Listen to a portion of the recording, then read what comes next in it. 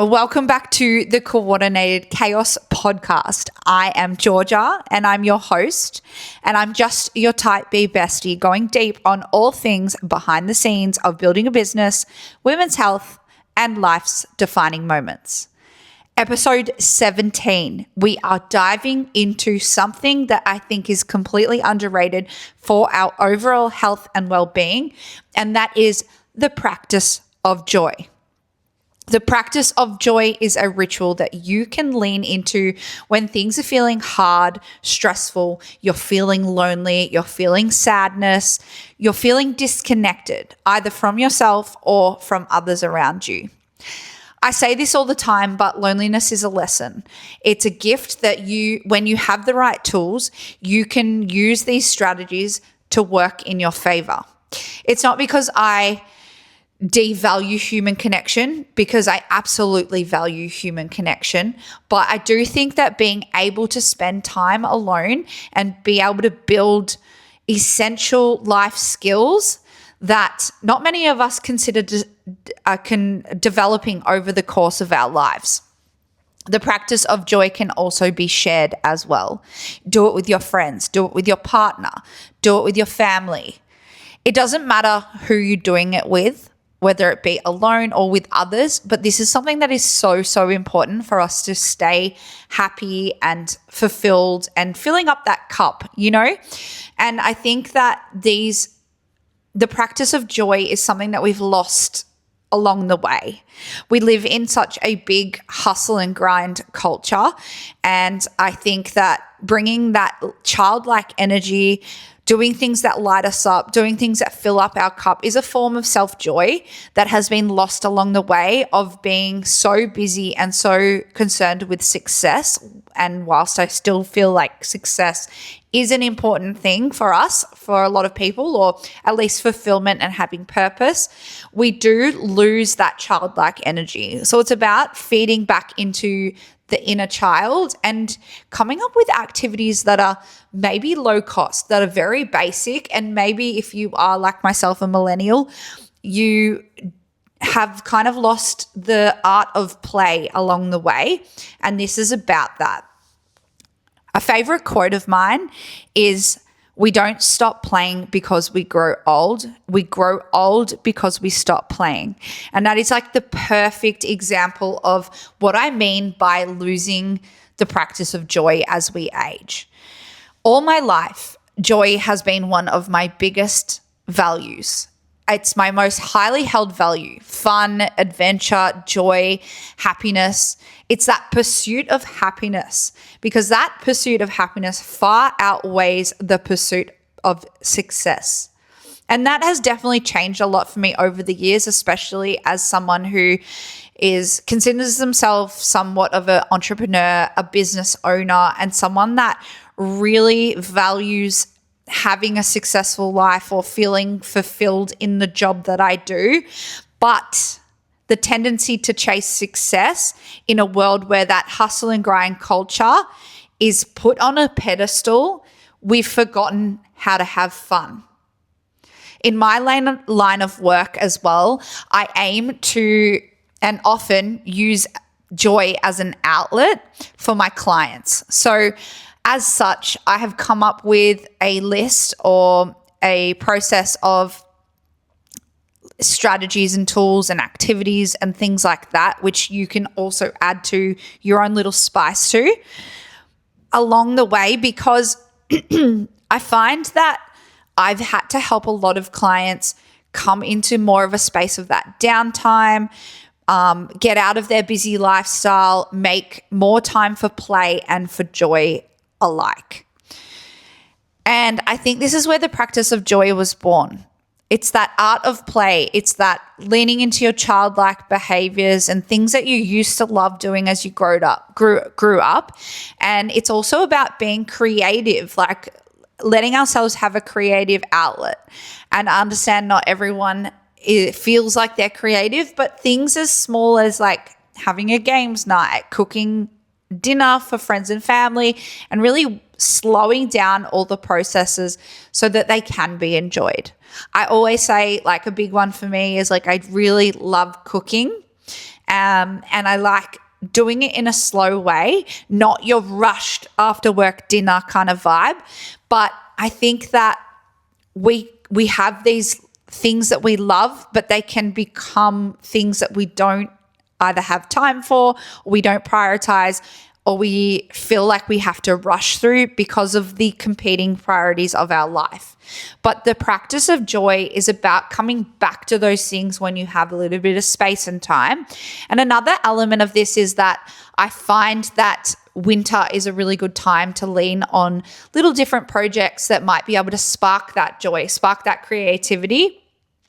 And I learned this when I lived in Canada, because in Canada, you have very extreme seasons. You have your winter and you have your summer. And in both winter and in summer in Canada, you have a lot of very fun things to do. But the fun things surrounded by work means that you maybe don't have as much time for more downtime and relaxing activities. But in the in-between seasons, which we called the shoulder season, where there's probably less work because it's like a tourist town in the mountains, you have more time to do these things. And we definitely lent into these practices there. And it's been something that I've consciously tried to incorporate back into my lifestyle once moving back to Australia, where we truly are on the go all the time. We're always going for that next goal. We're trying to go for that promotion at work. And I think it's so important that we really do make time for these practices. It's the practice of finding activities that bring you joy and trying to incorporate them at least 1 to 2 hours per week. And it's a great way, again, to have downtime, enjoy activities that you normally wouldn't prioritize, and give you a bit of a dopamine hit too.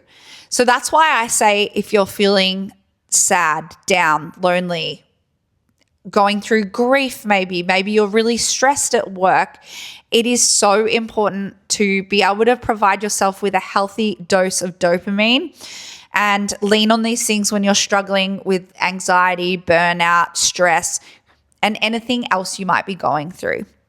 This episode is most likely going to be a short and sweet one as I run through some of the different ways that you can practice joy. And I really highly recommend that you take, a couple of notes and see if there's anything that stands out to you that you feel like you would love to try, and really do implement them into your life. The first category that I came up with on my list is create. So we're going to talk about all the different ways that you can lean into that creativity or create something.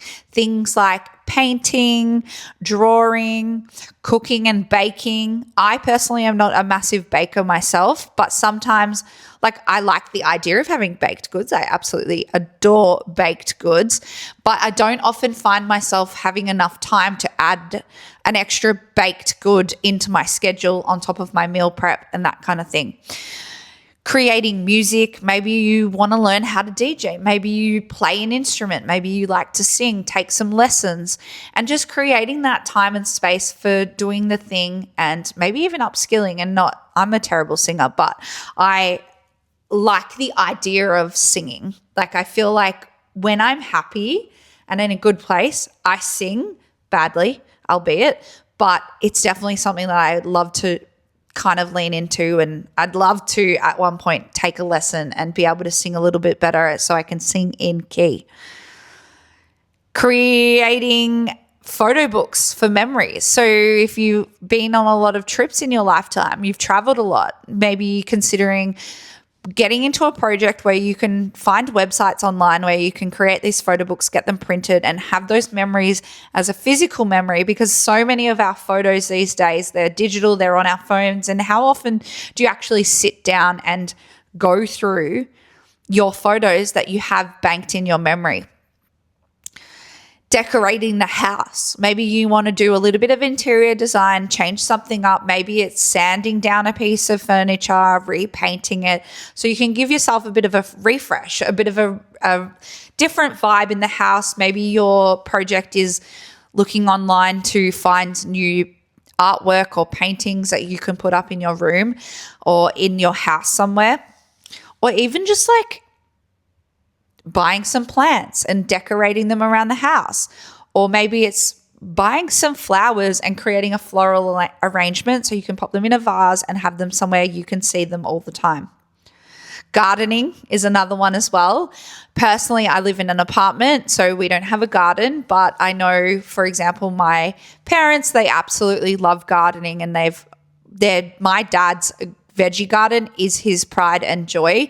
And I think it brings him a lot of fulfillment in order to be able to look after a bit of the garden and have a beautifully presented garden. So that might be something when you have a house and a bit of a home to go through that project of redesigning the backyard and having a little corner with a veggie patch, or you might like a flower bed or something like that, and going through that process of tending to a garden and looking after it and making it grow even bigger.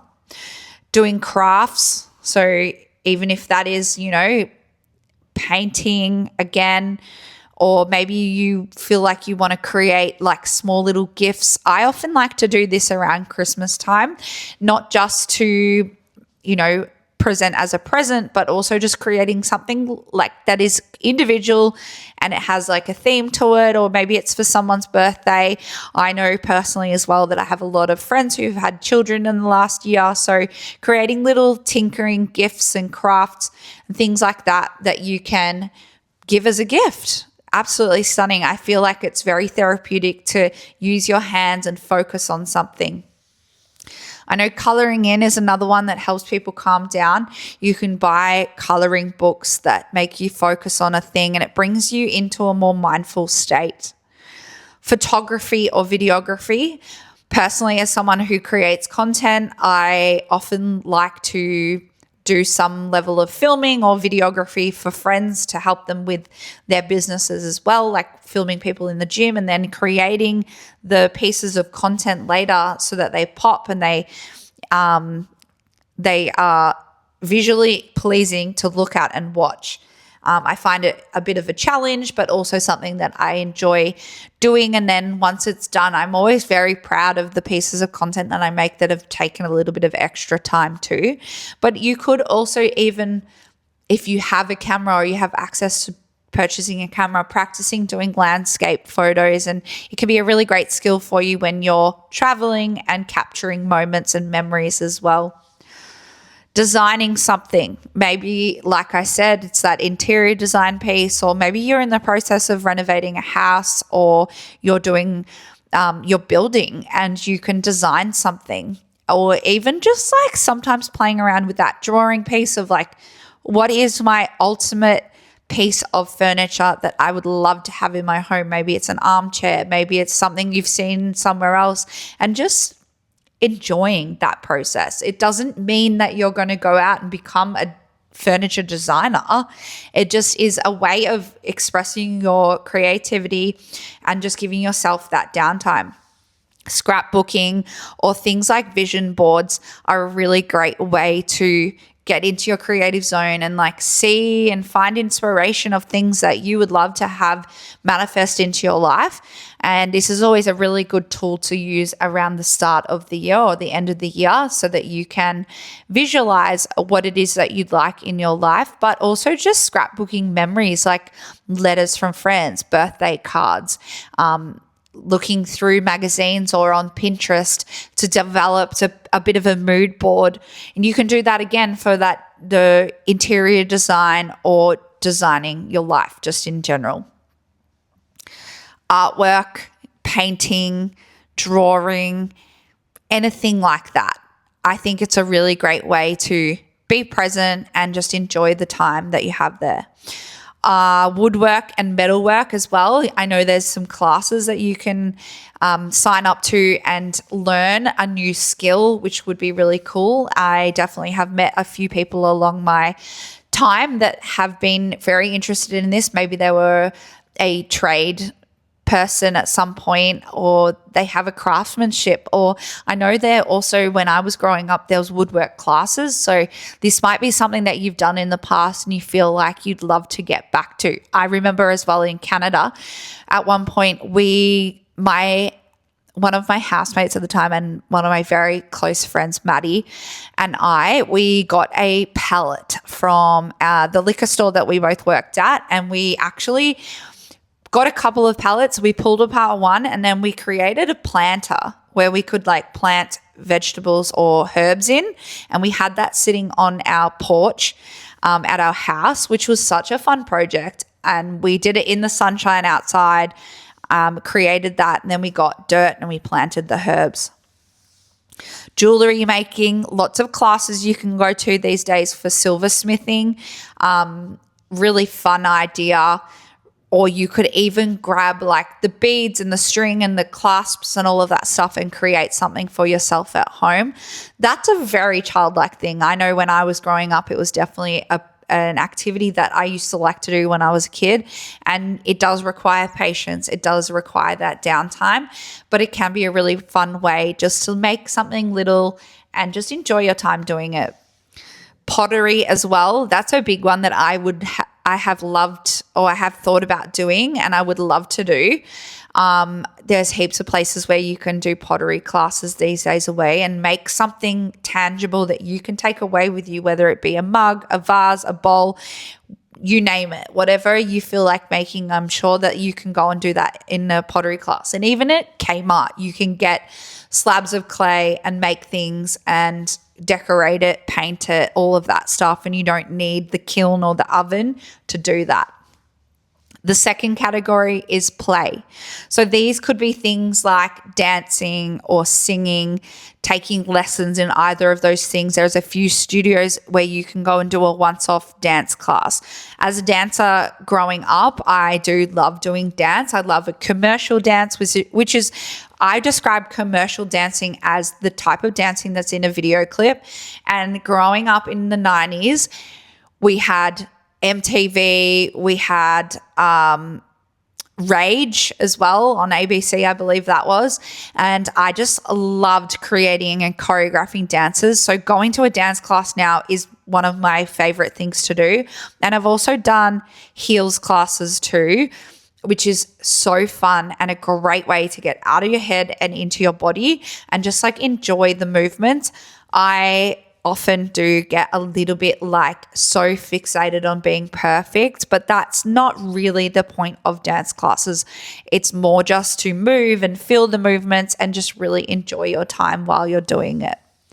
Games as well, video games, if that's something you've been interested in the past, or like your PlayStation, Xbox type things, or computer games, but then also physical games too, board games, card games, any kind of game, maybe even an outdoor game as well. Like you can do the bowls thing. You can get a bowl set, playing with a frisbee on an oval or at the beach, playing volleyball at the beach, taking any kind of like sporting activity to the beach and just having a play with that. Even just throwing a tennis ball or kicking the footy can be a really amazing way to connect back to your childlike energy and remember the times that you did that. Recently, I've been going to watch my nephew play football, and we'll always have a kick at the end of the game, and I've been really enjoying that as well.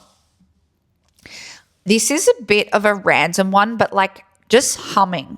And I really do like humming at times. I often will do this maybe if I'm feeling a bit like stressed or highly strung, or if I'm struggling to fall asleep, I might hum a little bit because the vibrational levels of the hum can actually bring your nervous system back down and help you relax too. Maybe it's playing an instrument. I personally was terrible at like anything musical growing up. I never learnt an instrument and it was just not really on my radar. I just felt like I couldn't really grasp the concept of reading music and learning that. But I know for a lot of people growing up, that was something that was part of your school curriculum, even the recorder. And it might be something that you would enjoy getting back into as well.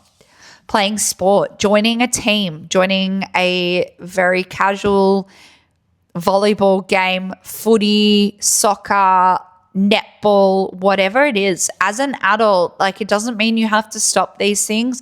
Join a team, find a community, make friends, get competitive if you want to. I think that, you know, we lose.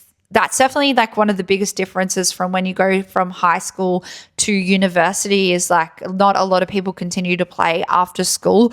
And I think we played sport so much at school, during school, as part of like our extracurriculars, but also like even at lunchtimes at times, especially when I was in primary school, we used to play, what was it? It was this game that we played called rugby shit.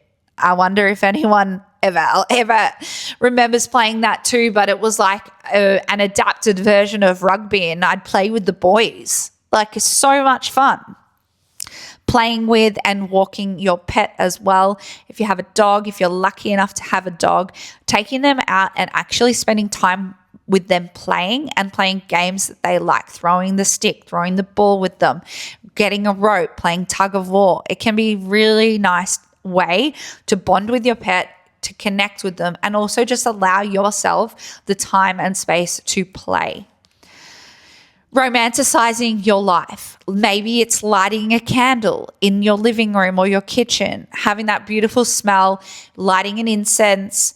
You can maybe put like juice or soda water, bubbly water into a wine glass and pretend like you're drinking and enjoying yourself. I find this one's really good because there have been times in my life where I have lent on alcohol as a coping mechanism. And generally speaking, I don't really drink that much during the week unless I have like something on.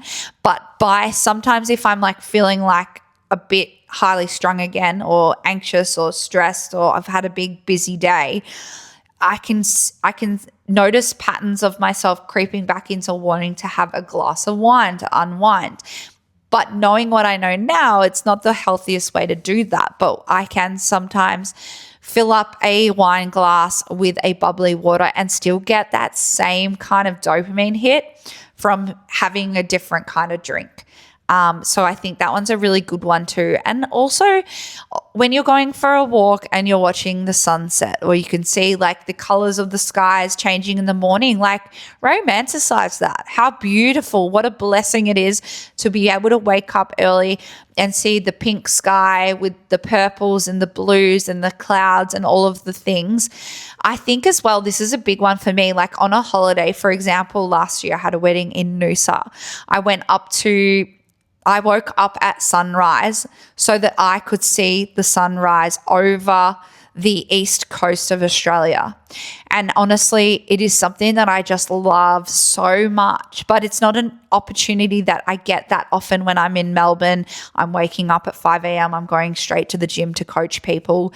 And I think that there are so many different ways that we can romanticize it. And that might even be another example of how you can romanticize your life is actually setting the dinner table and sitting down and having a beautiful meal, all set and formal and just relaxing, putting some music on. It doesn't always have to be, these huge romantic gestures of like, I bought myself a huge bunch of roses. It can just be really appreciating the simple things in life. Another one that I am guilty of really wanting to do but not doing is Lego. I actually got as a Christmas present, probably not last Christmas, the Christmas before, a Lego set of flowers, and I still have not to this day opened the packet to make it. And I am a little bit mad at myself. And I know that this is something that I really want to implement because I want to have those flowers and I want to put them in my room as decoration. So there's 2 in 1. But Lego might be something that you have enjoyed when you were a kid and you just kind of forgot, like, it's actually an option for adults too.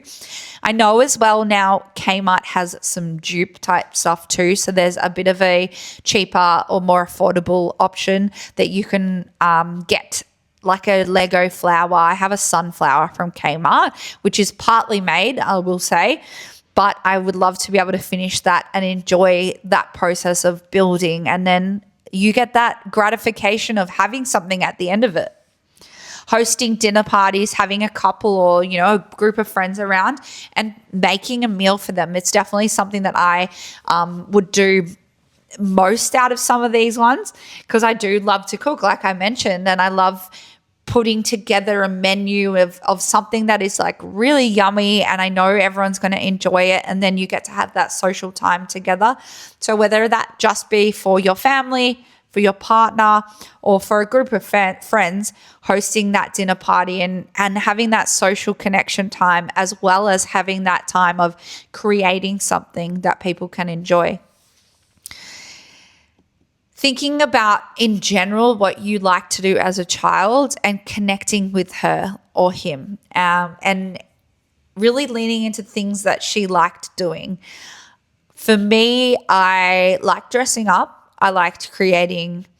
I remember at one point in my life, I would either choreograph dances or write songs and then record them and perform them and things like that. Now, I know not necessarily that you're going to get up in your living room and tell your housemates or your partner or your friend to sit down and watch your performance, but think about the things that you like to do, whether it is something that I've already mentioned or there is something else that you really enjoyed doing as a child. Give back to yourself and give yourself that time to recognize that there's still a little girl inside of you that wants to be loved, nurtured, and do things that she loves to do. Being silly, having a laugh, being whimsical, having a giggle.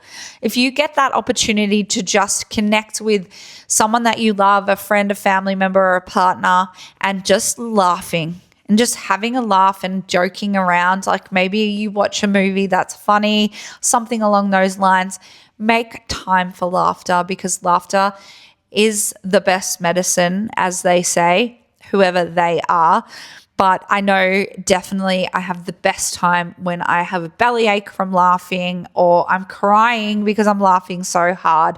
And I think those are the moments that we cherish the most later in life. Again, cooking a home-cooked meal or a new recipe, trying a different cuisine, looking up a new recipe, getting a new cookbook, or picking something from an existing cookbook that I haven't done before. How often is it that you have cookbooks sitting on the shelf and you don't actually use them?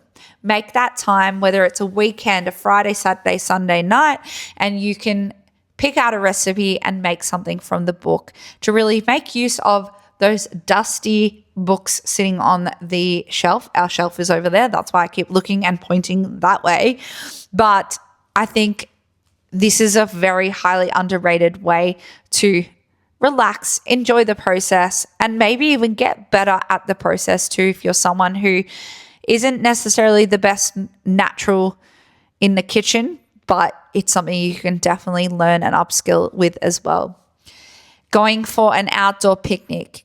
Make it simple, make it easy. Grab a baguette, grab some prosciutto, grab some cheese, take the knife with you, take a chopping board, pack some drinks with you, and go somewhere outside where you can sit in the sun. Obviously, winter sometimes limits that, but even just sometimes I get that craving to sit outside and be in fresh air. Take a book with you, relax, have some downtime in nature. Take your shoes and socks off and put your feet on the grass. It is extremely grounding and a way that we can really come back down to earth, and figuratively and literally, and relax and just allow ourselves to be grounded in our energy, in our thought processes, all of the things.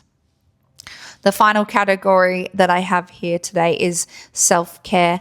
So that might be skincare if you've got face masks that you want to do, the little under eye ones. Maybe it's like you've got the serums and the moisturizers, the exfoliators, the cleansers, all of the things. I said those in the wrong order, but you get my drift. Look after your skin and it will look after you. Get a massage. This is so divine. I know everyone will agree with me. It just allows you to switch off, maybe even get some sore tight muscles release. And if you are a gym girly watching this, you will know what I'm talking about. But allowing yourself that time and treating yourself to that, because it's an investment back into yourself at the end of the day. And I know sometimes it can be a bit of a financial outlay, but you will feel 1,000 times better afterwards. Paint your own nails or go and get your nails done if that's not something that you do on the regular. I know sometimes when you are also in a rush, it can be quite stressful sitting in the nail salon and waiting for them to do it. But think of it as part of your downtime. You deserve that time where you get to just do nothing, think about nothing, don't look at your phone, and just listen to the women and the people in the nail salon yapping along and come out with absolutely stunning nails. I personally am taking a break from nail salons this year. I'm going to see if I can go the whole entire year. We've made it through to August already, so that's fantastic. And I also am not very good at painting my nails, but maybe painting my nails is a skill that I could improve if I gave myself that time and that space to learn and just patiently do it, right? Doing your makeup and your hair and getting dressed up, maybe for no reason at all, or just making that little bit of extra effort if you're working from home one day to put your face on, make sure your hair looks good, wash it, dry it, straighten it, curl it, whatever that may be. Give yourself that time back, because how many times when you have your hair wash day and you're like, oh my God, I gotta wash my hair. Then you do it and you're like, damn, I feel so much better. It is definitely, again, it's paying back into that investment in yourself, even if you do it yourself and you know that you feel really good. Another one that's a little bit rogue for probably most people, but something that I've really enjoyed doing, which I've done for my business, and in the past I've done it as part of like my fitness journey as well, is photo shoots. And a lot of people will say, well, I don't feel very comfortable in front of the camera. I think that when you go into the setting of it being a photo shoot, you probably would enjoy it a lot more than you think you would. And the photographers are usually able to guide you and help you feel more comfortable and just grab these amazing memories of you. At the moment, or for some time now, I have wanted to do a photo shoot of some kind. I haven't done one for my business for a little while. The last time I probably did a shoot was when I took the cover photo of the podcast, and I was doing like a filming day for my business with a videographer / photographer. And it just was really nice to have that photo to use, not only for my business, but to look back on later and enjoy that process. I like the process of, again, dressing up and making myself feel good and like just having fun with it. Like, it's not that deep. You can literally get in front of a camera and enjoy yourself. It's not cringe. It's not arrogant. You can do it. Maybe booking into a day spa or a sauna, somewhere with a hot and cold pool, something like that. Give back to yourself again. This is so relaxing and enjoyable.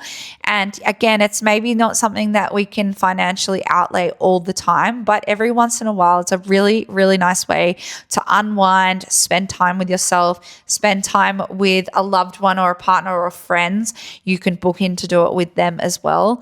And yeah, I love the sauna. I always read in the sauna, I meditate in the sauna, and it helps with my recovery and just clearing my mind and allowing myself to have that moment to myself.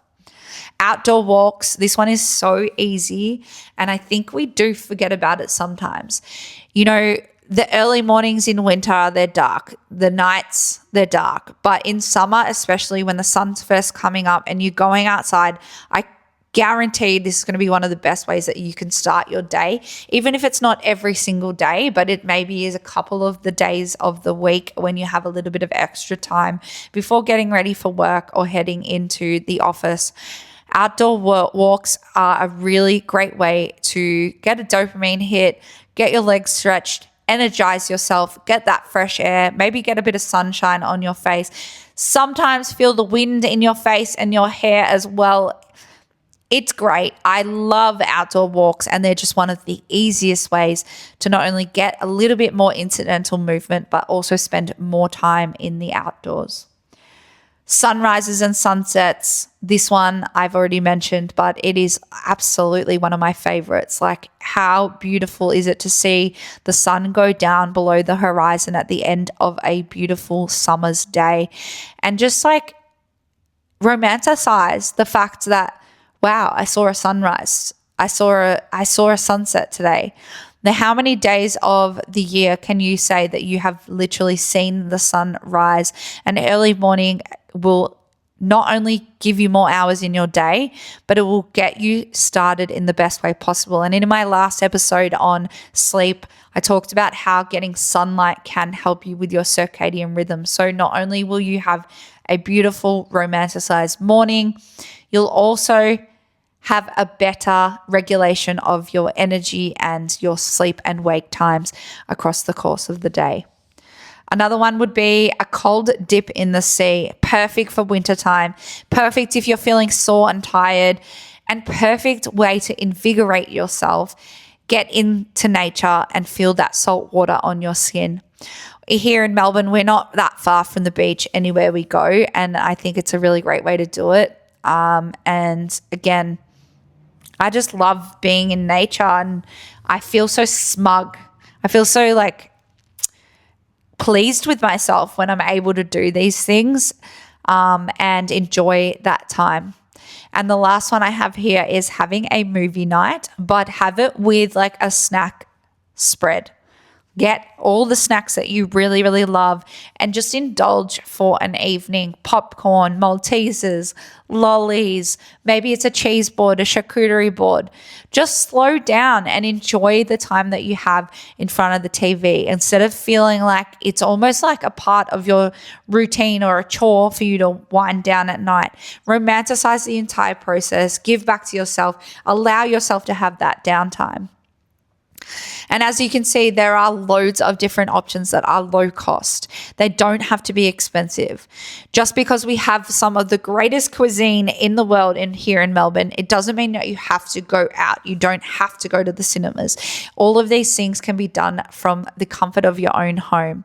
Popping the candle on, making your snack plate, getting the drawing book out, popping a movie on. You can combine a couple of these to give yourself the most relaxing and enjoyable process of practicing joy, fun, adventure, all of the things that can really feed back into yourself and give yourself the love and attention that you deserve. You are the only person that can truly give yourself that, and you deserve to do that for yourself. That wraps up today's episode. It was a short and sweet one, but hopefully you got some really great ideas to take away and implement the practice of joy, because I guarantee that when you do practice joy, you will feel more joy, you'll feel more gratitude, and you will wake up every single day knowing that there's an option for you to choose happiness. Thank you so much for joining us. If you've liked this episode, please subscribe, leave me a comment if there's anything else that you can think of that other people could take away that you love to do to fill your cup back up.